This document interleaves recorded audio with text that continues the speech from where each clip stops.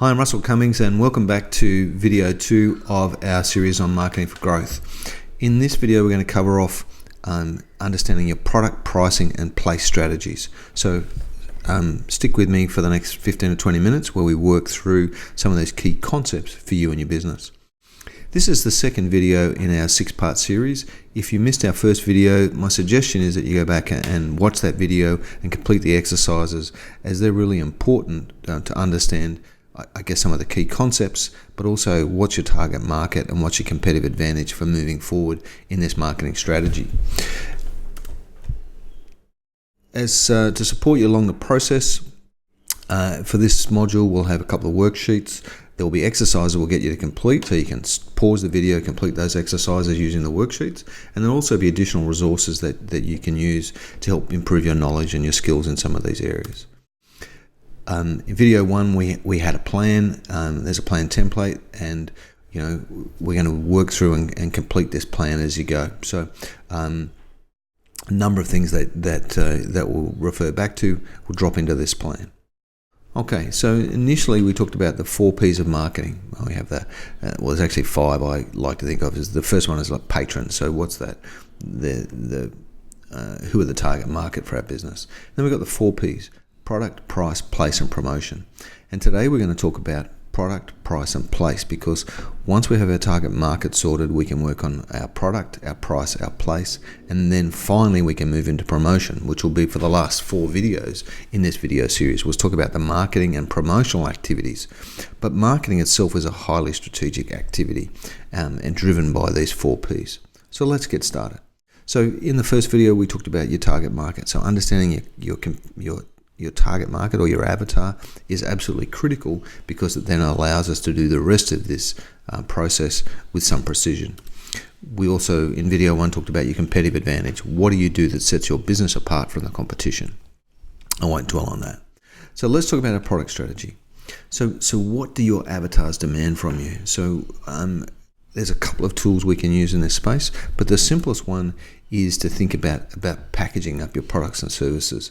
So how can you combine a product and a service to enhance your offer? And I often like to think about when we buy cars nowadays, they often come with free servicing packaged in now. So therefore it makes it really difficult for you to work out the value of the car versus the value of the servicing. And it's this perceived effort that it's free. Now we all know we pay for it and it's packaged in the price somehow. But companies are using that and extended warranties as a way of packaging up things. All right. So how can you combine a product or a service to enhance your offer? Now, in thinking about the packages you might put together, I use this product surround model, and this is an example from Jets Gyms. For those of you who are not familiar with Jets, it's an Australian-based company. I think it's certainly in a lot of other countries apart from Australia, and it really set the trend in Australia, certainly for these really modern gyms that are open 24/7, state-of-the-art equipment, the whole thing, as opposed to the traditional old gym. Now, when you think about Jets as a model, what you think about is the stuff around the outside here. So these are the issues that your customers, your avatar, is having with a particular component. Now, in this case, it's around gyms. All right, so you put your product in the center here, and then you think about it and you go, okay, what are the issues they're having? So if you think about gyms, the problems that people had, the equipment was too old, it wasn't open when they wanted, it was too expensive, it was too crowded. You can't use it when you travel. There's only one gym, and then you travel around the world or around Australia and you can't find other places. It wasn't convenient. You're locked in for years, full of muscle-bound gorillas, full of people doing classes, that sort of stuff. So Jets sat down and thought about it, and they built a model that said, well, these are the things that we need to have, and this is this outer circle. We need to have state-of-the-art equipment. They need to be open 24/7, no lock-in contracts, family memberships, a big network so you can use it wherever you are. They need to have weekly fees if you want to make it small bite-sized chunks, and no classes, because what they found was that when the aerobics class finished, that 50 people pour out of that class and jump on the machines for a while and take that away from the people who are just there to use the machines, and they were the core members of that gym. So you're using the core components of that gym. So that's where they've gone to. So the JETS model is then set down and said, well, how do we package this up? And how do we create a model that really works? And so they package this up into a great package, and you pay, I assume you pay a premium for it, but it's been very, very successful. Spurned a number of copycats all across Australia, all around the world, and so it's a great model to think about. Now I want you to think about it in terms of your business. Now I want you to I guess pause the video for a second, in just a minute, and I want you to think through. Use that JET model. Put your product or service in the center here. Put the issues around the outside. What are the issues that your avatar, your target market, your A-class customer is finding? And then what's some of the stuff you could build in around your core offer, some of the sizzle, if you like, for that sausage, that's going to give you a competitive advantage. That's going to allow you to create a different product or service to somebody else. All right? So press pause, do your homework. When you're ready to start, press play and we'll go again. Okay, so once we've got our product strategy right, we need to think about our pricing. So what is the best price for your model, for your products? And there's a number of different models here. And there's a couple of things that we need to think about if we're going to be strategic with our pricing. The first one is how we set our price. So that's really important. Whether you're $1 or $1.50 for your product is important. So we've got to think about the mechanism for setting your price.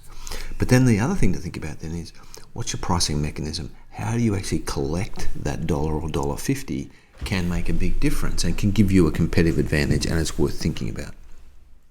So let's just think about the pricing tools. So there are 5 common pricing models for setting prices. The first one is the cost plus model. This is traditionally one where you add up all the costs of delivering that service, you add on a margin for profit, and that becomes your price. All right, so that's the standard, and it's where I find most people will go. The second one is recommended retail pricing, and this will be if you if you're a wholesaler buying product wholesale and selling it at retail, it may come with a recommended retail price that you may be obligated to sell it at under your service agreement, or because everybody else sells it for that, you should be selling it for that. So recommended retail pricing is there. The third one is competitor pricing. So what is the competition doing with their pricing? And it's really interesting if you start to do some surveys and start to plot this and start to look at where do the competitors price their product. And you've got to be really careful with this, because some of your competitors have, how do I say this nicely, very little business acumen and maybe underpricing their product because they've worked out the cost plus thing wrong, or they're just going off what somebody told them they should be charging. So competitor pricing is a really dangerous thing, and I often find there are big variations in what competitors charge for the same product or service. The fourth one is what will the market bear. So this is where you start to say, well, we would normally sell our product for $100, but we actually know that we're sure that the consumers will pay $120 for it without any trouble, and we're going to charge $120. Okay, so that's market will bear. Then the last one, target pricing, is quite a specific one. It's where you pick a target price based on the target price that will give you the biggest share of the market. So it doesn't have to be the lowest, it might be in the midstream of the market. And then you then from that you say, what does our profit margin need to be? Therefore, what does our cost need to be? And then you use that as a mechanism to refine your product or your service offer back to the point where you can deliver the service for that price. So it's quite a strategic methodology to think about. But the way I use this is to think about it, I guess the easiest way is to think about it is to go, you either use target pricing or cost pricing, but let's say most people use cost pricing. So you'll add up all your costs, add on something for margin, and that'll give you your cost for your product or service. Once you've done that, for me, that becomes your minimum price that you shouldn't go below. Then we can start to look at some of the others: recommended retail, competitor pricing. Where's the competition pricing at? And if that's the case, then are we the most expensive in the marketplace? Do we need to be the most expensive in the marketplace because we're the Rolls Royce and we have the best quality? And we will get a limited market for that, but we know that people will pay for it, and enough people will pay for it to keep us in business. So think about that. Think about where you fit within your competitor pricing. Nice to price yourself up underneath the top, the leaders in your market, but not necessarily more than them. Certainly don't price yourself down towards the bottom of the market unless you have a really low quality product. And then you can start to think about, well, what will the market bear? How can we move this around? How can we test it? How can we see to work out what the market will bear? So pricing is quite a strategic positioning strategy for your business. The second component to pricing is thinking about what are the common pricing mechanisms. And here are the 5 common ones. Do and charge, so your daily or hourly rates. Fixed price, so set a price that includes time and or material, so it's a fixed price, so it's one could be $50 an hour, the next one could be $200 for the full service. You might charge on a commission, so based on proportion of the revenue or the cost. It could be a subscription basis, a fixed retainer that's broken into regular installments, or it could be volume based. The more you use, the more you pay, which is a usage charge. So think about your the pricing mechanisms are right. That's right for you, because often it's important to use this to differentiate yourself in the marketplace, and think about how you can then use price to differentiate your business. Could you use a subscription-based model? And I've written an article on this, which will include a link to, where you instead of selling your product retail and at a fixed price, you actually do it on a subscription basis. And I've got some examples of razor blades and underwear, various things that you buy on a subscription basis. Netflix is a great example of a subscription-based service.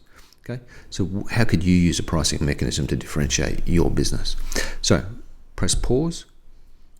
When you're ready, press play and come back again. But in the meantime, have a think about, write down some notes. What are 3 or 4 things you could do to price your business and differentiate it in the marketplace?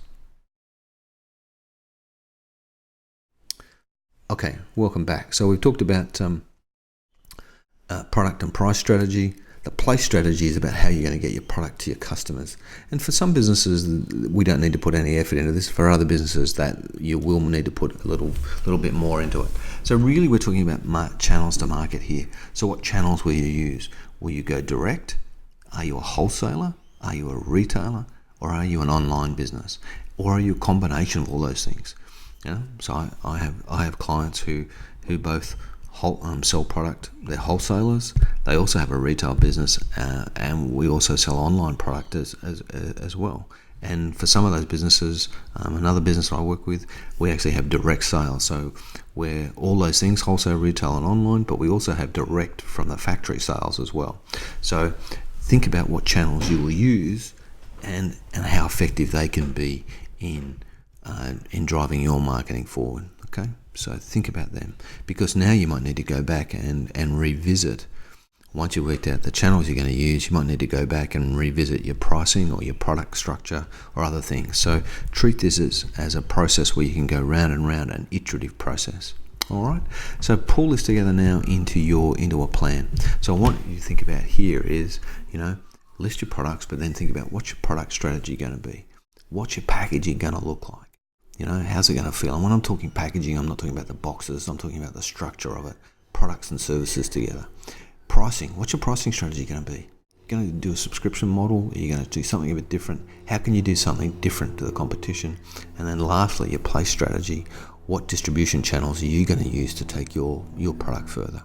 Okay, so fill out your plan, and we'll look forward to seeing you at the next video. All right, so if you have any questions at all, please flick me an email at russell.shift.com.au. I'm really happy to have a chat with you. You can also click on the 10-minute chat icon that'll be on the video page. Thanks very much. We'll see you at video 3.